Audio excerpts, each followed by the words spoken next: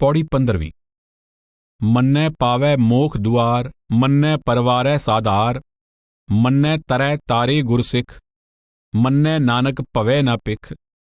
ऐसा नाम निरंजन होए, जे को मन जाणै मन कोय। सरलार्थ। नाम के रंग में रंगे हुए जीव को मुक्ति का द्वार प्राप्त हो जाता है। वह खुद भी तर जाता है और अपने कुल को भी तार लेता है। नाम में समाकर नाम का रूप हो चुके गुरुमुख आप भी तर जाते हैं और अपने शिष्यों सेवकों को भी तार लेते हैं। ऐसे पूर्ण पुरुष भिखारियों की तरह 84 के चक्कर में नहीं भटकते। व्याख्या। मन्नै पावै मोख द्वार, जाने मन कोय। गुरु रामदास जी कहते हैं, नाय मन्निए कुल उदरै सब कुटुंब सबाया। आप आगे कहते हैं, नाय मन्निए संगत उदरै जिन हृदय वसाया। नाम रूप हो चुका गुरुमुख आवागमन के बंधनों से मुक्त हो जाता है। उसके प्रभाव से उसका परिवार भी परमेश्वर प्राप्ति के सच्चे मार्ग पर चलकर मुक्ति प्राप्त कर लेता है। गुरु रामदास जी की वाणी है, जन नानक के गुरसिख पुत हो, हर जपयो हर निस्तारया। आप गुरु के शिष्यों को गुरु के पुत्र कहते हैं। गुरुमुखों का असली परिवार उनकी संगत होता है। इसलिए गुरु साहब मन्नै तरै तारे गुरसिख का संकेत देते हैं। गुरु अर्जुन साहब समझाते हैं, गुरमुख कोट उदारदा पाई, दे नावै इक कणी। पूरा गुरुमुख स्वयं भी नाम की कमाई करता है तथा दूसरों में भी नाम की कमाई करने का शौक पैदा करता है। उसके उपदेश के अनुसार नाम की कमाई करने वाले लाखों जीव अंतर में नाम के साथ लिव जोड़कर भवसागर से पार हो जाते हैं। मन्नै। पौड़ी 8वीं से 11वीं में प्रयुक्त किया पद सुनिए ध्यान द्वारा अंतर में नाम की ध्वनि सुनने का सूचक है। मन्नै पद उससे ऊंची रूहानी अवस्था की ओर संकेत करता है।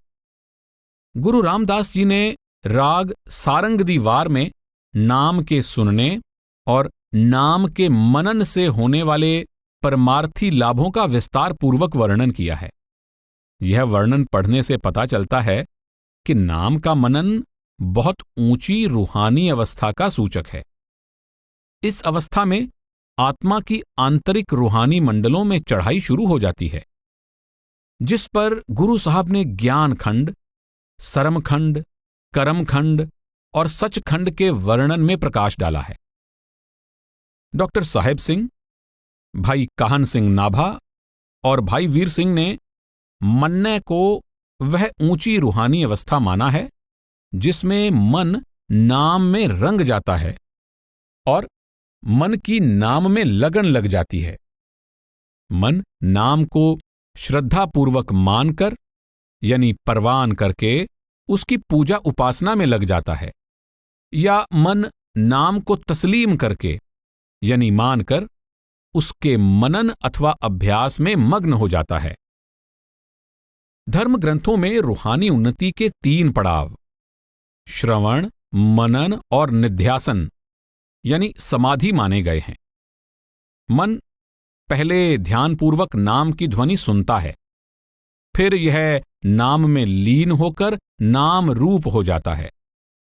इसे पूर्ण एकाग्रता या समाधि की अवस्था भी कहा जाता है, जिसे प्रभु प्राप्ति का फल लगता है। गुरु साहब ने जपजी में ही कहा है, सुनिया मन्निया मन कीता पाओ, अंतर्गत तीरथ मल नाओ। जब नाम का सुनना नाम में लीन हो जाने में बदलता है तो मन में परमात्मा का सच्चा प्रेम जागृत हो जाता है और आत्मा नाम के तीर्थ में स्नान करके कर्मों संस्कारों की सब मलिनताएं उतार कर परमात्मा के साथ मिलाप करने के योग्य बन जाती है। ऐसा नाम निरंजन होए। गुरु साहब ने मन्नै की 4 पौड़ियों के अंत में ऐसा नाम निरंजन होए, जे को मन जाने मन कोए, महावाक्य दर्ज किया है। निरंजन का नाम निरंजन का ही रूप है। जिसके अंदर अभ्यास द्वारा नाम बस जाता है, उसे ऐसी अद्भुत अवस्था प्राप्त हो जाती है जिसे शब्दों में बयान कर सकना संभव नहीं। गुरु साहब लिखते हैं, नानक कागद लख मणा, पढ़ पढ़ की चैपाओ, मस्सू तोटना आवई, लेखन पौण चलाओ, भी तेरी कीमत ना पवै, हौ केवड आखा नाओ। गुरु साहब कहते हैं, एक, भी तेरी कीमत ना पवै, तो हौ केवड आखा नाओ। प्रत्यक्ष है कि आप प्रभु और नाम को समान अर्थों में प्रयोग कर रहे हैं। इसलिए मन्ने की पौड़ियों में निरंजन के नाम को निरंजन रूप मानते हुए और नाम में समाकर नाम रूप हो चुके भक्त को प्रभु की तरह अनंत अक्कह कहकर उसकी सराहना कर रहे हैं। गुरु नानक साहब कहते हैं, कर कर नाम निरंजना, सो ठाकर मेरा। अर्थात हर घट में समाया हुआ नाम ही मेरा सच्चा ठाकुर, इष्ट या परमेश्वर है। आप कहते हैं, नाए सुनिए नाव उपजय नामे वड्याई। नाए सुनिए, पहले सुमिरन द्वारा सुरत नाम को सुनती है। नाव उपजय, फिर अंदर नाम की ध्वनि और नाम का प्रकाश प्रकट हो जाता है। नामे वड्याई, फिर जीव को नाम में समाकर नाम रूप होने की बड़ाई प्राप्त हो जाती है। जैसे परमात्मा अकथ है, उसी तरह नाम में समाकर नाम रूप हो चुके उसके पूर्ण भक्तों की अवस्था भी अकथ होती है। रूहानी साधना। सुनिए और मन्ने की पौड़ियों में गुरु साहब द्वारा समझाई और सिखाई गई व्यवहारिक रूहानी साधना का पूर्ण सार समाया हुआ है। आप फरमाते हैं, सुन सुन बूझे माने नाओ, ताकै सद बलिहारे जाओ। सुन सुन, पहले सुमिरन द्वारा सुरत को आंखों के पीछे एकाग्र करके नाम सुनने का अभ्यास किया जाता है। बूझे माने नाओ, फिर नाम की धुन निरंतर हो जाती है। उस अवस्था में नाम या शब्द सुमिरन के बिना भी हर क्षण सुनाई देता रहता है। यह नाम को बूझ लेने, नाम को मान लेने या नाम के ध्यान द्वारा नाम में अभेद हो जाने की अवस्था है। गुरु नानक साहब का कथन है, नाए मन्निए पत पाइये, हृदय हर सोई। गुरु अमरदास जी की वाणी है, जिन्नी सुन कै मन्निया, तिना निज घर वास। इस श्रवण और मनन का बाहरी कानों द्वारा सुनने से कोई संबंध नहीं है, न ही इसका मन बुद्धि या सोच विचार द्वारा नाम की महिमा मान लेने या मन में बिठा लेने से संबंध है। यह आत्मा द्वारा नाम की ध्वनि को सुनते सुनते नाम में अभेद हो जाने वाली अनूठी अवस्था है, जिससे निज घर में पहुंचकर हरि से मिलाप हो जाता है। हमारा संतों महात्माओं की वाणी से प्रेम है, हमारा इस वाणी में भरोसा है और हम रोज प्रेम पूर्वक इस वाणी का पाठ विचार भी करते हैं। पर इससे हमारा कार्य पूरा नहीं हो जाता। इससे तो हमारा असल कार्य शुरू होता है। संतों महात्माओं के उपदेश से मार्गदर्शन लेकर अंतर्मुख रूहानी अभ्यास की ओर भी ध्यान देना चाहिए। जो साधक गुरुमुखों की समझाई गई युक्ति के अनुसार ध्यान को अंतर्मुख करके नाम की ध्वनि और नाम के प्रकाश में लीन कर देते हैं, वे प्रभु में समाकर प्रभु का ही रूप बन जाते हैं। पुरातन टीका के अनुसार व्याख्या। पुरातन टीका में सुनिए और मन्ने के साधना पक्ष पर प्रकाश डालते हुए लिखा है, तो सिद्धों ने पूछा, कि सुनते तो बहुत हैं, परम गति की बात किसी विरले को प्राप्त होती है। तो बाबा ने कहा, सुनना भी बहुत तरह का है। एक तो श्रवण करते हैं, पर मन बाहर भटकता रहता है। वह श्रवण ऐसा है जैसे भूतों की आग होती है। उसको सुनने का पुण्य होता है, पर कुछ भी ज्ञान प्राप्त नहीं होता। और एक जो अपनी इंद्रियों को रोककर ध्यान लगाकर सुनते हैं, उनका सुनना हलवाई की आग की तरह है। जब हलवाई कड़ाही उतारता है तो आग बुझा देता है। इस तरह यदि सुना है तो फिर अपने व्यवहार में लग जाता है तो भूल जाता है। इसलिए श्रवण के साथ मनन होता है। यदि सुनकर फिर विचार करते हैं तो बिजली की आग की तरह भूलता नहीं। जैसे जल से भरे बादलों में बिजली बुझती नहीं, उसी तरह जो ध्यान लगाकर सुनते हैं उनको अनेक कार्यों में भी भूलता नहीं। इसी तरह जब मनन के साथ निध्यासन होता है, जो सुना, सुनकर माना, मानकर कमाया जाता है, तो वह बड़वानल अर्थात समुद्र की आग की तरह होता है। बड़वानल आग जल को जला देती है, पर खुद नहीं बुझती। उसी तरह व्यवहारों में लगा हुआ भी वह परमात्मा का नाम नहीं भूलता। और यदि निध्यासन होता है, यदि साक्षात्कार होता है, तो यह प्रलय की आग की भांति है, जो सब वृक्षों को अपना ही रूप बना लेती है। उसे सब में वाहे गुरु का ही रूप प्रकाशमान दिखाई देता है। हजारा सिंह सोढ़ी के अनुसार व्याख्या।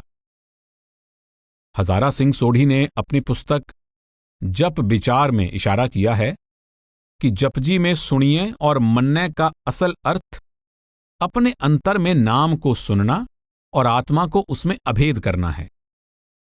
आप कहते हैं, ध्यान को अंतर्मुख करके और एक मन एक चित्त होकर नाम को सुनना ही वह बीज है जिसमें से सहज समाधि या प्रभु से मिलाप का फल प्राप्त होता है। भाई वीर सिंह जी के अनुसार व्याख्या। भाई वीर सिंह जी उपरोक्त 8 पौड़ियों में नाम सुनने और नाम मानने की साधना का वर्णन करते हुए कहते हैं, जिस तरह गुरुवाणी ने निरंकार को निरंजन, अगम, अगोचर और अलख आदि विशेषणों से याद किया है, इसी तरह नाम को भी किया है। यथा नाम निरंजन अगम अगोचर सतगुरु दिया बुझाए। फिर फरमाया है, नाम निरंजन अलख है क्यों लखे आ जाई, नाम निरंजन नाल है क्यों पाइए पाई, नाम निरंजन वर्तदा रवया सब ठाई, गुर पूरे ते पाइए हृदय दे दिखाई। पहली पंक्ति में कहा था कि नाम निरंजन है, अगम है, अगोचर है। इन पंक्तियों में बताया गया है कि निरंजन का नाम परमात्म देव की तरह अलग है। फिर वह परमात्मा की तरह हर जगह व्यापक है। वह एक देश तक सीमित नहीं, व्यापक होने के कारण सबके साथ है। फिर वह व्यापक होने के कारण सबके हृदय में है, जो पूरा गुरु जिज्ञासु के हृदय में बस रहा दिखा देता है। फिर फरमाते हैं, इस काया अंदर बहुत पसारा, नाम निरंजन अत अगम अपारा। अर्थात देह के अंदर बहुत पसारा है, वह व्यापक नाम देही के अंदर यानी मन में मौजूद है। यहां नाम को फिर निरंजन और अगम अपार कहा गया है। इन प्रमाणों के विचार से सिद्ध होता है कि नाम वाहेगुरु के साथ अभेद, उसकी कोई अपनी कला, व्यापक वस्तु है, उसकी तरह ही माया रहित है और उसकी तरह ही अलग है। फिर ये इंसानी हृदय में भी व्यापक है, उसको जानना है और जानने की शक्ति भी गुरु से प्राप्त होती है, जो उसे हृदय में ही दिखा देगा। गुरु किस तरह दिखाता है? गुरु प्रसाद से तथा अपने बताए हुए नाम अभ्यास से। इससे पता चलता है कि हमारा नाम सुमिरन हमें उस व्यापक और हृदय के अंदर बसते व्यापक नाम के साथ जोड़ देगा। जब व्यापक नाम और सुमिरन किए गए नाम दोनों का संगम होता है तो उस संगम को भी नाम ही कहा जाता है। इससे पता चलता है कि नाम केवल संज्ञा मात्र नहीं, नाम जप है, नाम सुमिरन है, नाम लिव है। नाम व्यापक नाम में पहुंचकर तद्रूप होता है। अंत में नाम और नामी की अभेदता है, अर्थात नाम का प्रेमी नामी यानी वाहिगुरु को प्राप्त हो जाता है। जैसे वाहो वाहो पूरे गुर की बाणी, पूरे गुर ते उपजी साच समाणी। इसलिए गुरुवाणी के अनुसार नाम एक आत्मविद्या है जो जिज्ञासु की ईश्वर प्राप्ति की आकांक्षा से लेकर जप से शुरू होकर साईं के साथ मिलाप तक ले जाती है। भाई वीर सिंह जी कहते हैं, इन मन्ने की पौड़ियों की पड़ताल बता देती है कि पीछे नाम सुनने में नाम का धारण करना आ गया है, उसका फल यानी विगास नाम रस आ गया है। अब मन में नाम सुनकर और नाम को स्वीकार करके बारंबार अभ्यास द्वारा धारण करना है। इस मनन ने मन्ने पावह मोख दुआर तक ले जाना है। भाव ये हुआ कि मन्ने पद में शास्त्रीय भाषा का केवल मनन मात्र नहीं है, बल्कि इसमें निध्यासन भी शामिल है, क्योंकि मोक्ष द्वार की प्राप्ति साक्षात्कार है। साक्षात्कार निध्यासन के बाद होता है। आप इशारा कर रहे हैं कि मानने का अर्थ विचार के स्तर पर मानना नहीं, निध्यासन अर्थात समाधि द्वारा इसका साक्षात अनुभव प्राप्त करना है। मन आत्मा को एकाग्र करके अंदर नाम में लीन करना ही मनन की वह उच्च अवस्था है जिसके द्वारा नाम और नामी एक हो जाते हैं और नाम का साधक नाम निरंजन द्वारा उस निरंजन या नामी में समाकर उसका ही रूप हो जाता है।